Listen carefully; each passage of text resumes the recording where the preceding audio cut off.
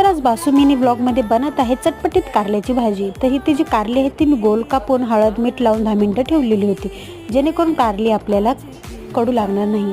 तर आता कारल्यामधलं चांगलं पाणी आपण काढून घेऊया।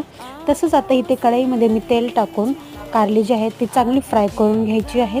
तर कारली फ्राय करून झालेली आहे, तर आपण एका प्लेटमध्ये काढून घेऊया।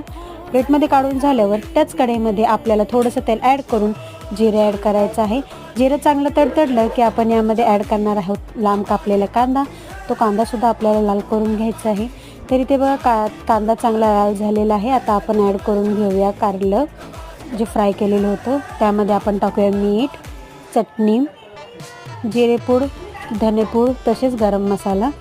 आपल्याला आवडीनुसार इथे सर्व मसाले टाकून घ्यायचे आहेत आणि चांगलं भाजून झाकून ठेवूया। फक्त 5 मिनिटात ही भाजी चांगली शिजून तयार होते।